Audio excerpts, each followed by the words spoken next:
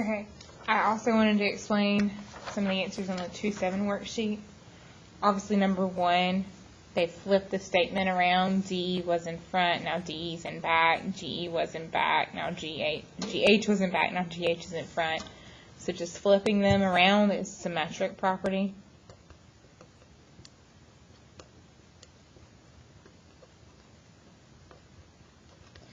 Number 2 says if AB equals RS and RS equals WI, then AB equals WI. Well, they were both equal to RS, so if we want to skip RS and go straight to the end, like this, that would be the transitive property. We've skipped the middleman. The middleman was RS. And then RS equals RS, obviously that one is reflexive.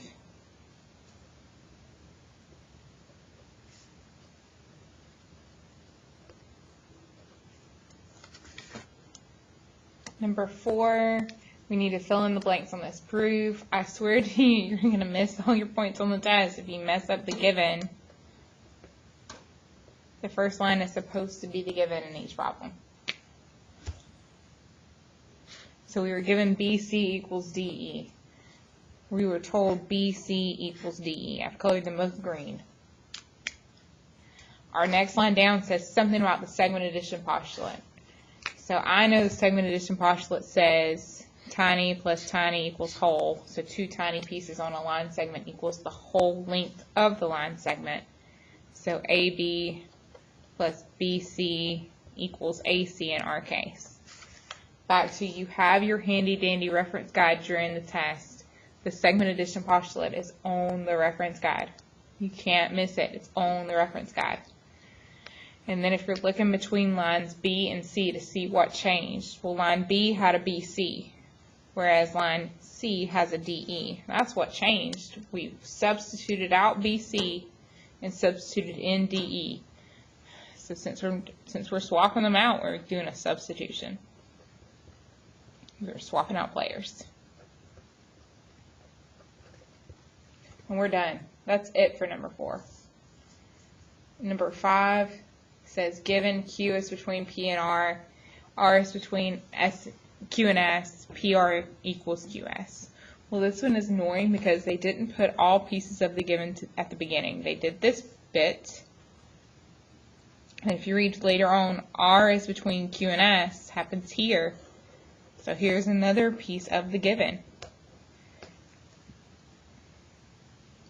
And then PR equals QS, that comes even further on. Another piece of the given. Now, we were told Q is between P and R. We can see that with our eyes on this line segment. R is between Q and S. And we were told PR equals QS. So PR, I'm going to color it orange. QS, I'm going to color it green, but they are equal to each other. We were told that in the given. Okay, line 2 says PQ plus QR equals PR. I recognize that as a segment addition postulate. Now, I know earlier today some people just had the word addition on their paper. Be careful when you put that, because addition implies to me that we're adding a number to both sides of the equation, and that's not what we're doing. You have to put segment addition postulate. Okay, and then I was really annoyed because I saw we had used segment addition postulate on line B, and then, lo and behold, here came the segment addition postulate again on line D. But I've even color-coded it. We can do the segment addition postulate with the orange line segment, but we can also do the segment addition postulate with the green line segment. So, QR plus RS equals QS. This one was for the green.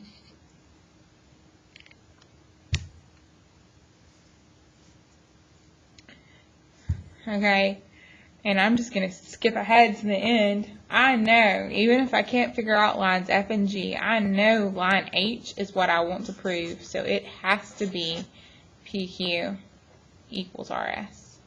There's no way I'm going to mess up my top line with my given. There's no way I'm going to mess up that bottom left-hand side of the statement either.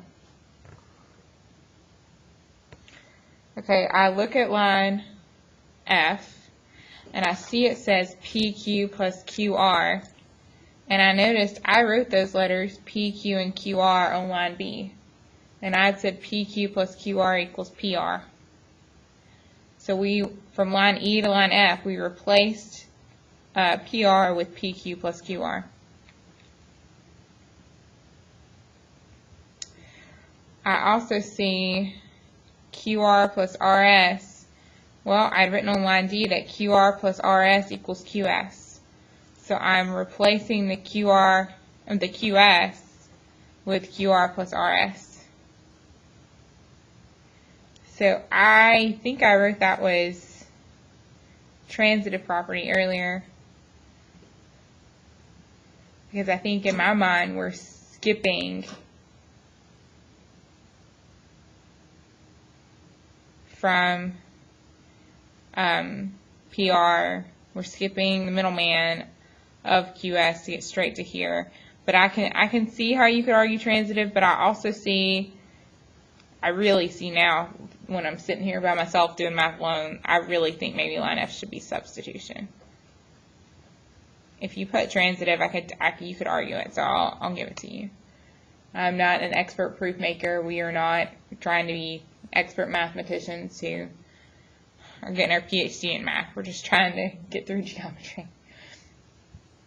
Line G, we're subtracting QR on both sides, so we're going to call that the subtraction property.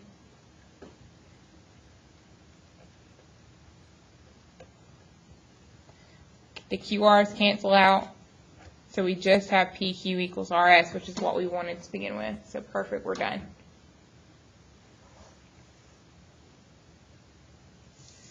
Number 6, I'm going to go ahead and fill in the given. I'm going to go and fill in what I wanted to prove at the ends. PR is concurrent to PQ. Geez Louise, Miss Compton read. PQ is congruent to RS. That's what I'm going to put on line G. And now I've just got to figure out the step in between. When we drop the squiggle, that's what I've been calling it, we've done the definition of congruence. If we're adding or dropping the squiggle, we're going to call that definition of congruence. I see PQ plus QR equals PR. PQ plus QR equals PR. Again, we've used that segment addition postulate.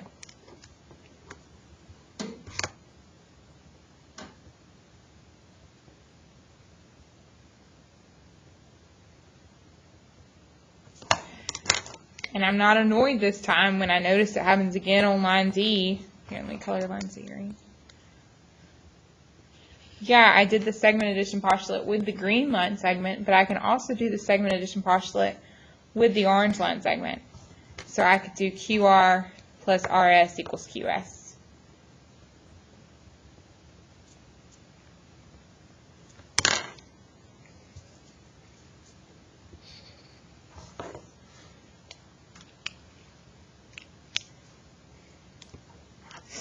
Now from line B, we had PR equal to QS. So we just found out in line C that PR is actually PQ plus QR.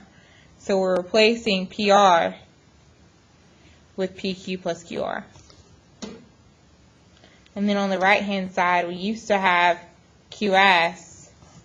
Well, we just found out in line D that QS is equal to QR plus RS. So we're replacing QS with QR plus RS. So in my mind, that is substitution. But back to, a lot of people get substitution and transitive properly kind of, confused. Obviously, Ms. Compton did earlier today too. So it would be okay if you put transitive. I would forgive you today. Now I notice both sides of the equation have QRs, so I think on line F I want to get rid of the QRs.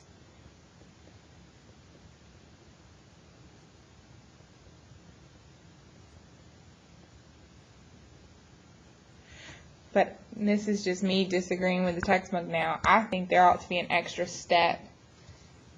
Because if we did the subtraction, so the QRs canceled out, then we would have had PQ equals RS. And to me, or I guess they wanted me to do that. I would forgive you if on line F you had the subtraction bit or this. I think we have to have an extra step where we explain that we're using the definition of congruence in order to add back in those bars. That's just my 2 cents. So what I'm arguing, if you don't understand, is that I think you're supposed to specifically show on line F that we're subtracting QR from both sides since it says subtraction property. But maybe they just wanted me to write PQ equals RS on line F, and line G would be what we wanted it to be, where we've added back the bars and the squiggles. So it's definition of congruence. Okay, last problem for today, and then I swear me and YouTube videos are done for now.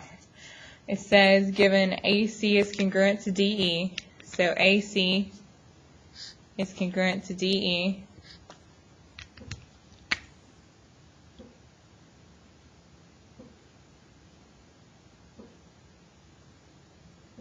But you know why? It's a typo. First of all, it shouldn't say AC, it should say AB. So we need to fix that. My 8th period class noticed that, but no one else noticed that all day. They noticed it because it didn't match when they were trying to do the given here. Should be the two greens match. AB is congruent to DE. BC is congruent to EF. I might even be smart and use dashes like my geometry teacher taught me to. 1 dash there, 1 dash there. I need to prove AC is congruent to DF. Well, that looks pretty easy. I've gone ahead and filled in my given. Definition of congruent segments means I better be dropping that bars and squiggles. So AB equals DE. Now again, they've broken the given up into a couple pieces. Here's part 1 of the given. Here's part 2 of the given. So they did it in 2 separate sections. Sorry for that. On line D, suddenly the bars and squiggles disappeared. So again, it's probably definition of congruence.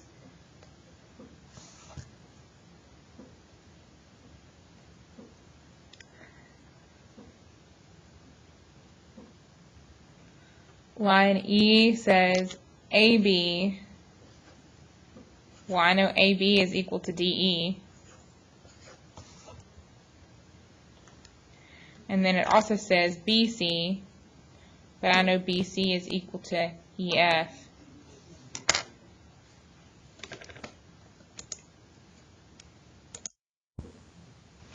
And now looking back at my key, and like I said, when you're all by yourself doing math, it's so much easier.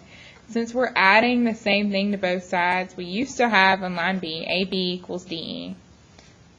On line E, we still have AB equals DE, but we've added a segment, and we've added an equal length segment to both sides. So really, that's the addition property.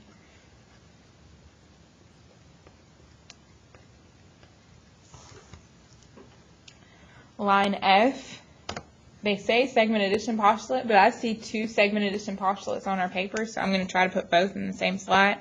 So I can do AB plus BC equals AC, and let me write it down here, and DE plus EF equals DF.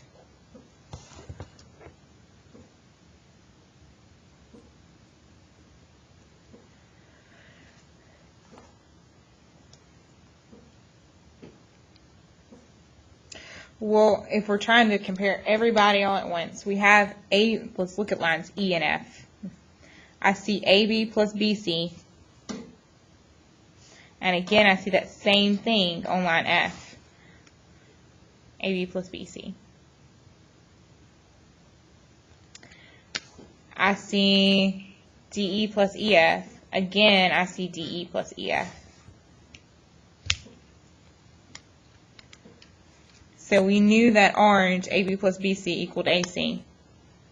We knew the green, DE plus EF equaled DF. So in line G, we can conclude AC equals DF, and that's substitution. And all of a sudden, we've added back our bars and squiggles, so we know that's definition of congruence. Okay, let me know if you have any questions. Thank you.